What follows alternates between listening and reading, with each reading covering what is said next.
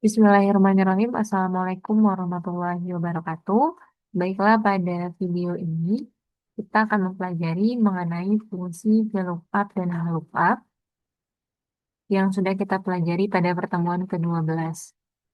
Nah, jadi fungsi LOOKUP dan VLOOKUP ini merupakan fungsi yang digunakan untuk mengisi data pada tabel berdasarkan data pada tabel lainnya atau tabel referensi tertentu dengan menggunakan suatu nilai kunci yang spesifik atau berdasarkan kunci tertentu. Nah, VLOOKUP ini bedanya dengan LOOKUP adalah kalau VLOOKUP kita mencari nilai di mana tabel ketentuan itu berbentuk vertikal gitu. Jadi datanya itu tersusun ke bawah. Nah, data yang paling kecil urutannya diletakkan di bagian atas, berurut semakin besar ke bawah. Nah, sedangkan HLOOKUP, kita mencari nilai di mana tabel ketentuannya berbentuk horizontal. Jadi datanya itu akan tersusun secara mendatar. Nah, untuk rumusnya lebih kurang sama, yang membedakan adalah VLOOKUP dan tulisan HLOOKUP-nya. Kemudian eh, range nilai atau data yang akan kita blok itu berbeda karena VLOOKUP itu data yang akan kita blok itu ke bawah. Sedangkan HLOOKUP itu akan mendatar atau ke samping. Nah, sekarang kita lihat untuk rumus. Untuk rumus, kita coba untuk VLOOKUP. Jadi VLOOKUP itu rumusnya adalah sama dengan VLOOKUP, kemudian kita buka kurung, ada namanya lookup value. Jadi lookup value ini adalah nilai atau sel referensi yang dijadikan kunci dalam pencarian data. Intinya adalah jika di tabel yang akan kita isi itu ada sebuah kolom, kemudian di tabel, misalkan sebuah kolom A ya, kemudian di tabel referensi ada juga kolom A gitu. Isinya itu sama gitu. Berarti yang menjadi lookup value adalah kolom yang sama, tapi kita kliknya itu adalah di bagian tabel yang akan kita isi gitu. Nah, contohnya misalkan ini. Kita akan mengisi gaji pokok ini menggunakan rumus VLOOKUP. Nah, berarti VLOOKUP itu yang ini ya datanya. Datanya itu ke bawah. Nah, ke bawah. Sedangkan HLOOKUP itu ke samping. Berarti datanya itu ke samping. Jadi kolom-kolom judul kolomnya itu ada di atas gitu kalau VLOOKUP. Sedangkan kalau tabel HLOOKUP judul-judul kolomnya itu ada di samping. Makanya datanya ke samping. Nah, tadi yang saya maksud lookup value itu adalah ini kan adalah tabel yang akan kita isi. Nah, tabel sumber atau referensi itu adalah tabel ini ataupun tabel ini. Kalau contoh kasusnya adalah VLOOKUP, berarti lookup apa? Berarti untuk lookup value-nya itu adalah yang ada di sini, ada di tabel di sini, dan juga ada di sini gitu. Nah, apa kira-kira yang menjadi kunci gitu? Nah, kita lihat yang sama-sama adalah golongan gitu. Di sini juga ada golongan. Nah, berarti lookup value-nya itu adalah golongan yang kita klik di baris pertama di sini. Gitu. Kemudian ada namanya table array. Table array ini adalah tabel ketentuan atau range penyimpanan data yang ingin dicari. Atau kalau di sini kita bisa melihat yang menjadi table array adalah yang ini. Gitu. Kalau untuk tabel VLOOKUP. Sedangkan untuk lookup adalah table array-nya yang ini. Jadi semua datanya di blok. Ya. Nah, selanjutnya ada namanya call index num. Nah, call index num ini artinya adalah nomor baris yang ingin diambil nilainya untuk fungsi VLOOKUP. Kalau di sini, misalkan gaji pokok yang kita cari, berarti kita lihat di sini, tak gaji pokok itu ada di kolom keberapa gitu. Nah, di sini kita lihat yang gaji pokok ada di kolom kedua gitu. Karena satu adalah golongan, dua adalah gaji, tiga tunjangan, yang keempat adalah transport. Berarti ini adalah call index. Jadi call indexnya adalah sama dengan 3. Nah, kemudian ada range lookup. Nah, range lookup ini adalah nilai logika true atau false. Dan untuk di apa untuk di fungsi VLOOKUP itu biasanya kita gunakan adalah nol. Kenapa nol? Karena eh, kita harus memastikan apa yang kita pindahkan itu atau data yang akan kita panggil itu harus sama persis gitu. Tidak boleh kalau antara kita tulis satu, sedangkan kalau harus sama persis nilainya berarti nol. Jadi untuk VLOOKUP itu harus harus nol gitu ya untuk di mata kuliah ini atau di pelajaran ini. Nah, kalau seandainya satu itu kalian gunakan kalau kalian mau memindahkan nilai yang ada rentangnya gitu. Misalkan kayak yang mendekati misalkan. Nah, itu boleh pakai satu. Karena kita kasusnya sama persis berarti pakainya nol gitu ya. Nah, sekarang kita coba. Berarti di sini kita tulis di lookup, kita buka kurung. Nah, tadi kita tulisnya adalah lookup value yang harus kita isi terlebih dahulu. Nah, jadi lookup value tadi adalah kolom kunci yang di tabel referensi ada, atau tabel sumber ada, dan tabel yang akan kita isi juga ada. Nah, itu adalah golongan. Cukup klik yang baris pertama saja, kemudian kita pisahkan dengan titik koma atau koma. Nah, selanjutnya ada namanya table array. Tadi table array adalah yang warna kuning ini, semua data yang ada pada tabel referensi. Gitu. Nah, kemudian jangan lupa kita kunci dengan F4 atau FNF4. Ya. Selanjutnya kita pisahkan lagi dengan titik koma. Nah, kalau indeks 6-nya adalah gaji pokok itu ada di kolom keberapa? Nah, kita hitung 1, 2. Ada di kolom kedua. Kita tulis 2. Kemudian titik koma lagi kita pisahkan. Kemudian kita ambil 0. Ya. Nah, kemudian tutup kurung dan enter. Jadi otomatis akan terisi gitu. Pastikan di sini kalian juga harus menggunakan angka biasa. Nanti untuk rupiahnya itu kita ganti di sini. Nah, contohnya misalkan kalau untuk 1 juta berarti tulis aja 1, 3, 4, 5. Nah, kan ini 1 juta ya. Supaya munculin RP-nya adalah kalian klik dulu 1 juta. Terus kalian klik yang general ini, di bawahnya diganti jadi accounting. Tuh, nanti akan otomatis. Kalau nanti dia berubah jadi dolar, berarti kalian kliknya ini. Accounting number format, terus diganti more accounting format, cari mana yang rupiah. Gitu ya. Oke. Kalau sudah selesai, jadi tidak ada lagi mahasiswa yang menulis kalau 1 juta rupiah, berarti tidak boleh menulis seperti ini ya. RT 1 juta, itu nggak boleh. Nah, kalau ini kalian tulis, Excel tidak akan bisa membaca ini teks atau angka. Gitu. Nah, jadi harus kalian ganti ke format ini. Gitu ya. Nah, selanjutnya ada tunjangan. Tunjangan berarti eh, VLOOKUP juga ya diminta soal, berarti sama dengan VLOOKUP. Kemudian kita buka kurung. Nah, di sini kita lihat eh lookup value-nya sama ya. Di sini yaitu golongan satu. Karena di sini juga ada golongan. Kemudian dipisahkan dengan titik koma. Kemudian kita blok nilai yang ada pada tabel VLOOKUP atau tabel sumber. Dan jangan lupa dikunci dengan F4 atau FNF4. Setelah itu kita pisahkan dengan titik koma. Kemudian kita lihat tunjangan ini ada di kolom keberapa. Kita hitung 1, 2, 3. Ada di kolom ketiga. Berarti kita tulis 3. Kemudian kita pisahkan dengan titik koma dan tulis 0. Kemudian kita tutup kurung dan enter. Baru muncul ya. Jadi untuk yang golongan satu berarti tunjangan 500.000. Golongan 2 tunjangannya 750, golongan 3 itu 1 juta. Dan golongan 4 itu 1.500.000. Sudah sesuai, kita lanjut ke HLOOKUP. Nah, di HLOOKUP mintanya itu adalah, maaf, di transport itu mintanya adalah HLOOKUP. Jadi, kita eh, masukkan yang eh, rumus HLOOKUP. Nah, rumusnya adalah sama dengan HLOOKUP, kita buka kurung. Nah, kita lihat di sini mana nilainya yang sama gitu.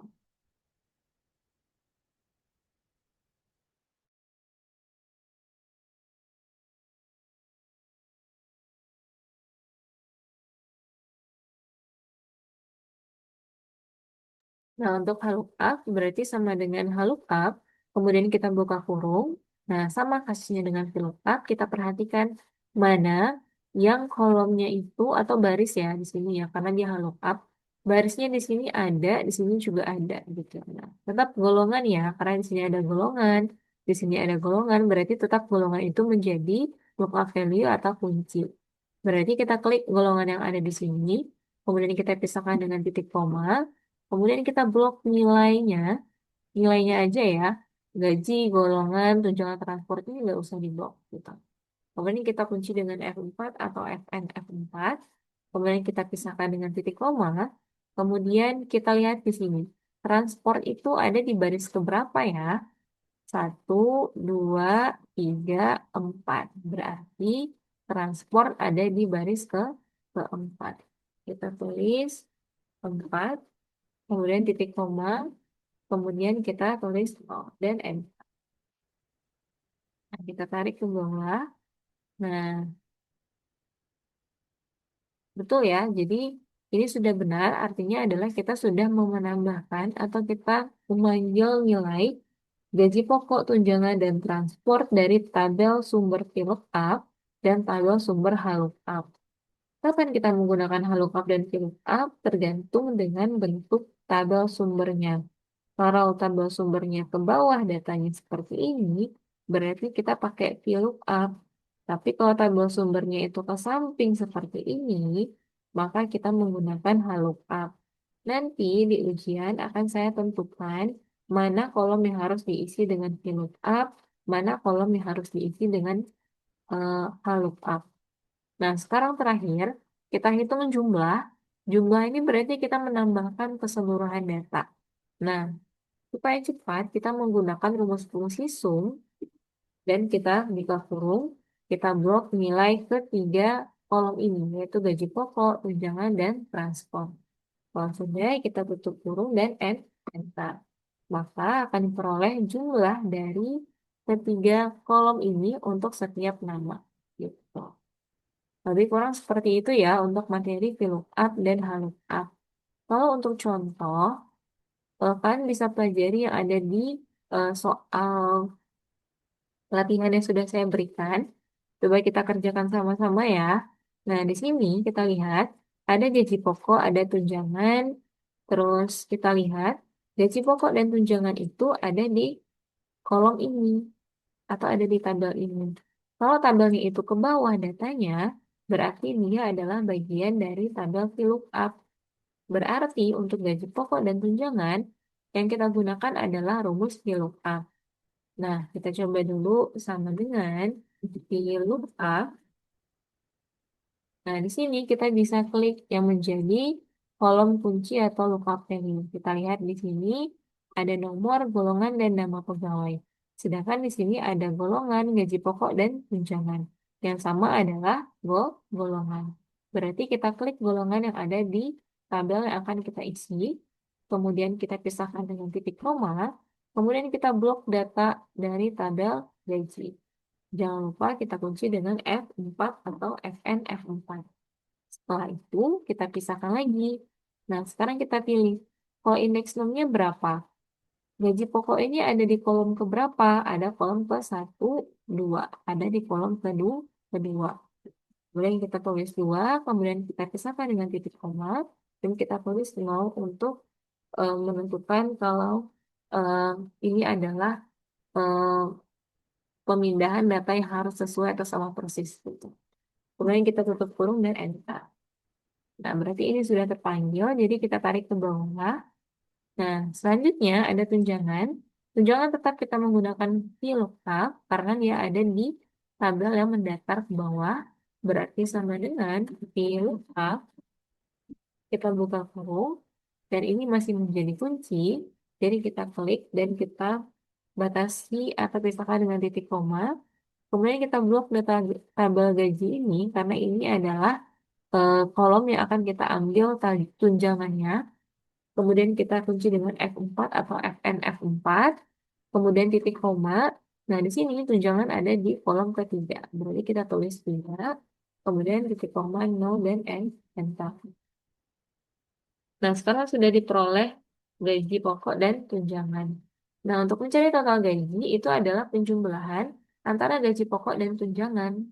Nah, berarti kita tulis sama dengan, kita klik yang kolom gaji pokok, kemudian kita tambahkan dengan tunjangan. Kemudian kita enter.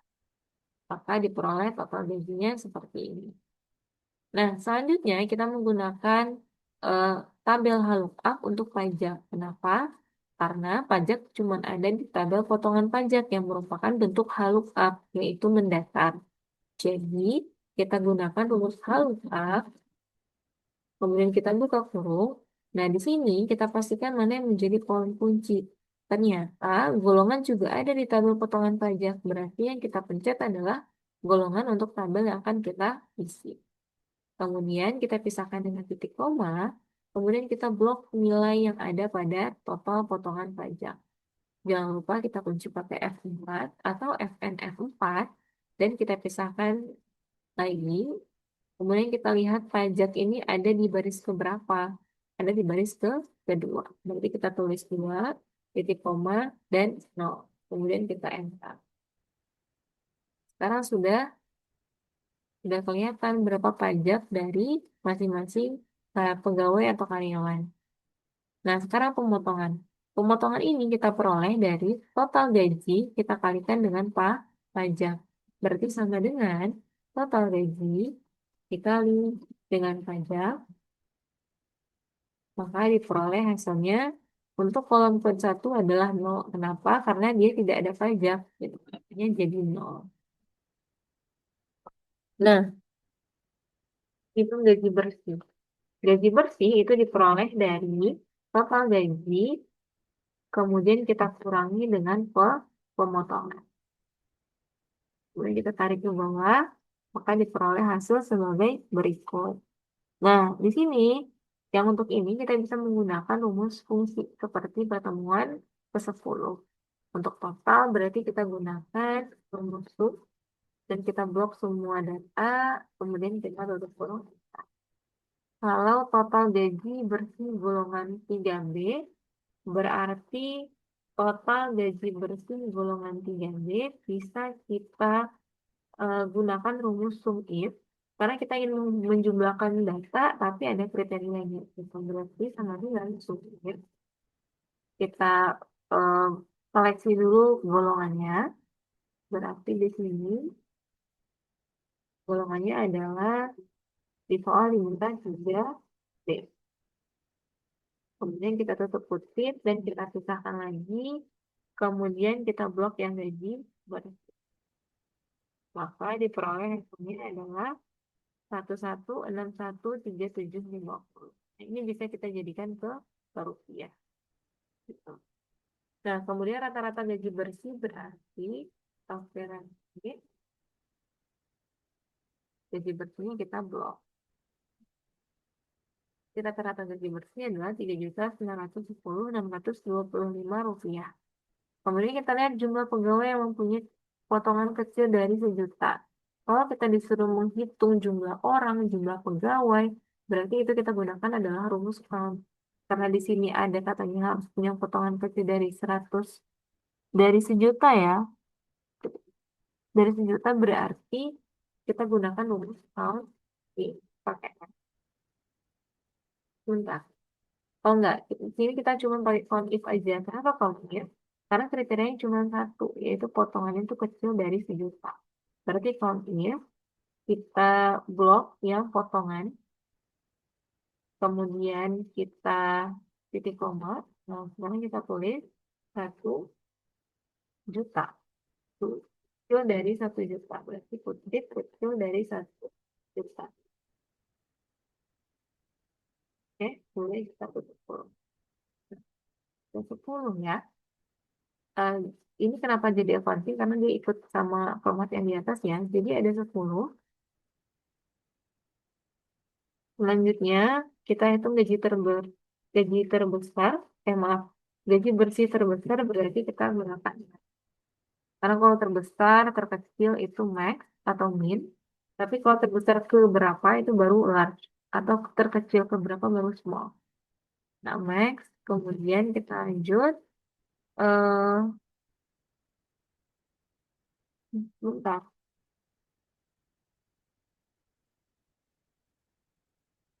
Sepertinya kayak ada yang salah di sini ya. Terbalik sepertinya. Gaji terbersih, tidak kita rapikan dulu ya.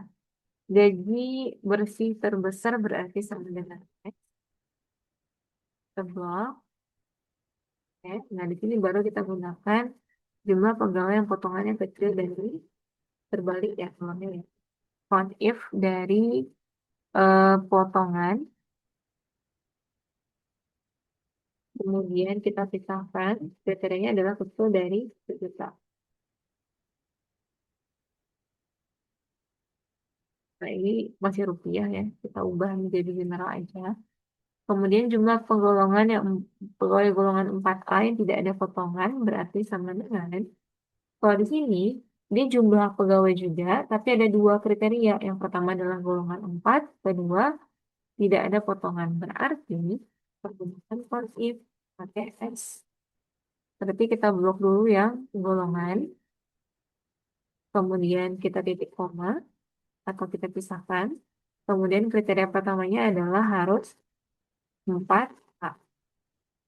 Kemudian kita lanjutkan dengan kriteria range yang kedua, yaitu tidak ada potongan. Berarti kita boleh dipajak, di sini lah ya. Tidak ada potongan berarti ini. Kemudian tidak ada potongan berarti nol gitu ya.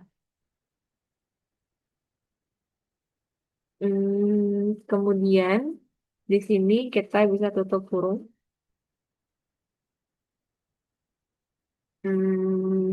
Kita add nol. Kenapa nol? Karena golongan 4A itu tidak ada yang potongannya eh, nol ya, tidak ada potongannya yang nol. 4A coba kita cek di sini ada potongan, di sini ada potongan. Jadi memang betul ya hasilnya nol. Kemudian jumlah pegawai yang bergolongan 2D. Berarti kalau jumlah pegawai dan bergolongan 2D berarti kan cuma satu kriteria. Berarti kita pakai count if aja. Berarti di sini kemudian titik koma. Nah, di sini golongannya adalah 2D. Jadi 2D. Kalau kita enter, dapatlah hasilnya 3. Gitu. Nah, lebih kurang seperti itu untuk materi dari VLOOKUP dan HLOOKUP. Bisa dipelajari lagi video ini dan dipelajari latihan yang telah saya berikan. Kalau ada pertanyaan bisa tanya saya melalui chat pribadi ataupun grup. Semoga video ini bermanfaat untuk kalian dan saya juga. eh, dan bisa diulang sebelum ujian nanti. Gitu, nontonnya. Ya, sekian dari saya. Terima kasih atas perhatiannya. Assalamualaikum warahmatullahi wabarakatuh.